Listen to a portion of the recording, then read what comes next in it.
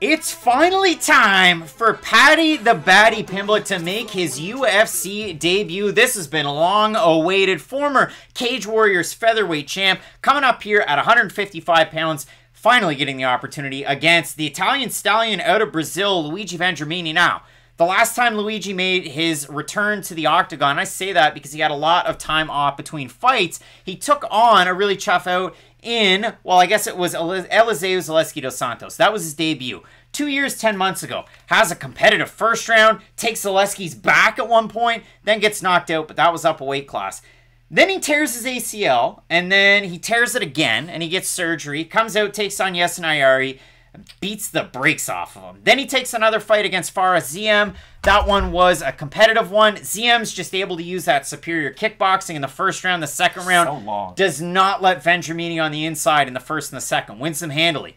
And then what does Vendramini do? Well, he listens to Marc Montoya to Factory X. He bridges that gap. He blitzes. He rocks Ziem a couple of different times in the round. He gets up on top. He's able to land great shots. And for me, I scored the fight as a draw. 10-9 Ziem, 10-9 Ziem, 10-8. I had it 28-28. Ultimately, Ziem ends up getting the win in that one. Regardless of how you saw the fight, there was a huge shift of the tide at the end. But for Luigi Vendramini, he's taken on such a tough test in Paddy Pimblett. This is a guy whose hands have kind of developed as his career's gone on. He's been a great no-gi grappler, and he's been known as such over with Cage Warriors and the little promotions that he's had a fight or two with. But out of his overall 16 wins, 12 of them by finish, 8 of them by submission. Very dominant as soon as the fight hits the mat. If you want to see the biggest highlight I think you're going to find in MMA grappling, go back and watch Paddy's fight in 2018 against Alexis Savitas. The flying triangle, like, it's absolutely insane. But the weird thing for Paddy Pimblett, and I know there's so many Paddy fans out there, and you give him the support down below in the comments section. We want to hear from you for sure. We're members of the Commonwealth, right, Matt? We are. But if you look at it for Paddy Pimblett, 14 fights from 2012 to 2016, only 4 fights from 2017 to 2021. He's 3-2 in the 5-on-in. He was heavily favored in his last 2. Decky Dalton took the fight on short notice. That was a year and 4 months ago. That was that weird fight card where the UFC and Cage Warriors supposed to be around the same time, and then you ended up with Darren Stewart and Bartosz Fabinski headlining. But Paddy Pimblett had a long time off between his loss to Soren Bach. That was a hometown fight in Liverpool. Then he took on Dalton, the short notice fighter. He gets the win there. He takes on David Martinez, and he was a huge favorite in and around like a -600. He's able to set things up on the feet, rock Martinez, get it to the mat, finish him there. Paddy Pimblett, one of the more exciting prospects coming out of England, coming out of the United Kingdom. And listen, not that United Kingdom and the Republic of Ireland are the same, but in terms of Western Europe, a lot of people were likening Pimblett as like the second coming of McGregor in terms of hype, and finally we get to see him here. And Paddy Pimblett has that it factor. There's not a lot of unranked fighters who just come into the UFC and all of a sudden have this much hype surrounding their debut. It's cool to have a haircut like this if Pimblett has it, and his walkout song, the Where's Your Head At like remix thing, Heads Will Roll, it's great. The other thing I want to say, just quick, it's a tire pump for Fight Night Picks.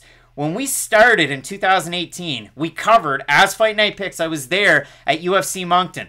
Throw up the picture right now. Paddy the Baddy Pimblett, like 6 inches away from me. That's aggressive, but he was there with Chris Fishgold, fellow teammate and former Cage Warriors champ. And at that time, people wanted to see him in the UFC.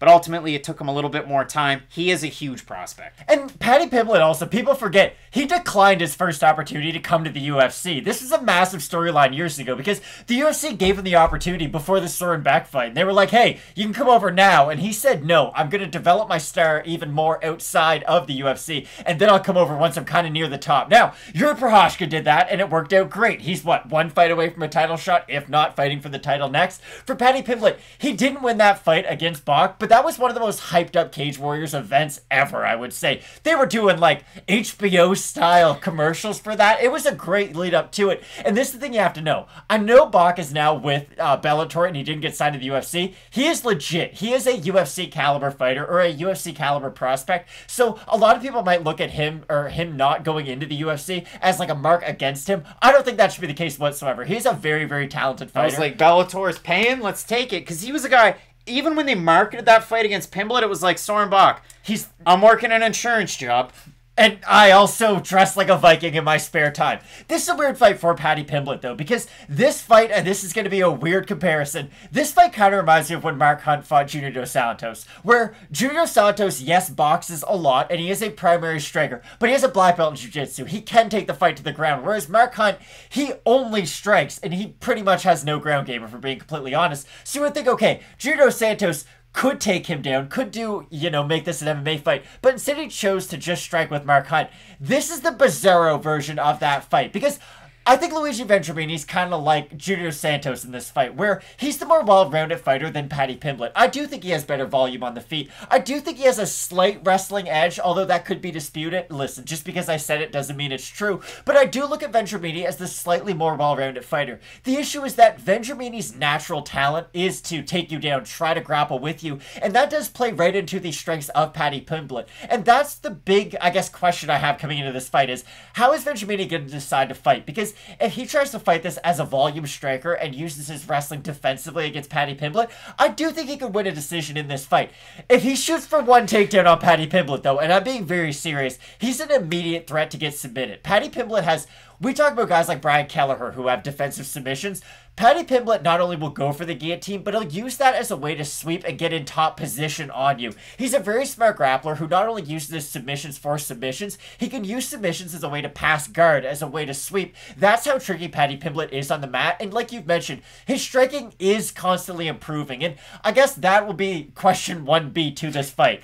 Paddy Pimblett hasn't been active lately, but he is only 26 years old. This isn't a guy like Kevin Lee, who was basically a top-level pro from the time he was 24 on, to where, oh, he's 28, but he's really like 41 in MMA years. 26.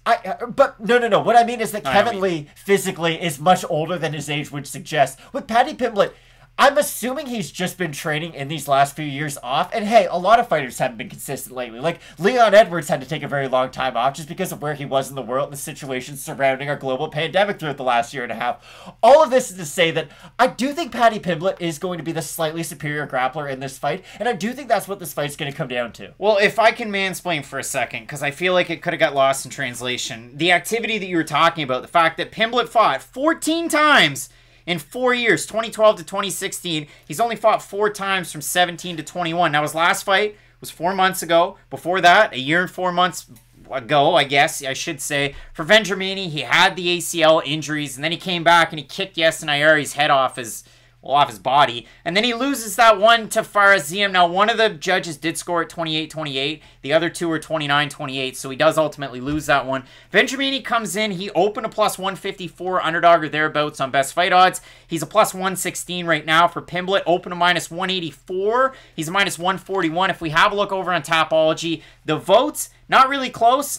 So far, you have 538 total votes. 86% Pimblett, 33% by decision, 53% by submission. For the 14% that have Vendramini, 50% by decision, 38% by knockout. With me, Vendramini has a Muay Thai background, and he's good when he strikes. Now, he struggled against a much longer, rangier Faraziem that had that K1 European background. He is such a good striker. So tricky. You're going to see him for a really long time. I like Faraziem's stock moving forward, and I think that was a win that he needed to have.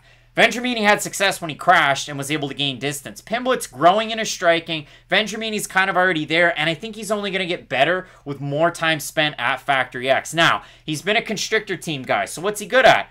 His takedowns, his wrestling, and his jiu-jitsu. He's a Brazilian jiu-jitsu black belt as well, and I like how he controls guys when things are down to the mat. Now, Ziem was able to scramble and get back up to his feet because he's such a longer guy, and Pimblett is a longer guy by a little bit in this fight. So it'll be interesting to see how this fight takes place, but I like Vendramini on the feet, and I hope that going forward with my pick, he's at least positionally sound enough on the mat if it gets to that point against Pimblett. But like you said, Pimblett's the type of guy that he'll like jump and cinch up that guillotine. He is able to grab your arm. He's able to go for an arm lock and then get out of that position. He's so great when it does get to the mat. That's what makes this fight so much fun.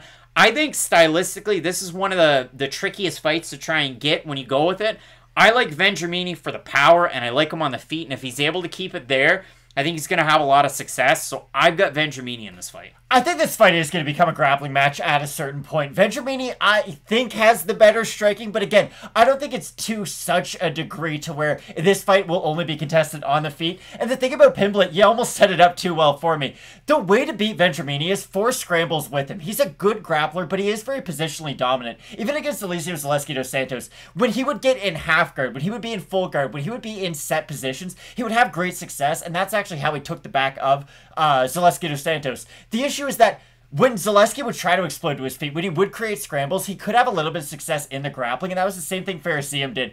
That's the way Paddy Pimblett grapples off of his back. He loves those scrambles. He loves making an ugly fight from a grappling standpoint. And I do think that if he is able to make this a grappling fight, I think Paddy Pimblett will be able to get it done in his UFC debut. We'll see what happens. We're split on the pick. I've got Brazil's Vendramini. I am in, the very small minority. 14% of the voters over on Topology have him to win. You've got Paddy Pimblett finally making his debut. I cannot wait for this fight. It should be a great one. I have this one circled as one of those possible fight of the nights. You're not going to want to miss it. We got a great one up at the top too. Brunson taking on Till. Keep it locked in with Fight Night Picks, as we always say. Let's get into it.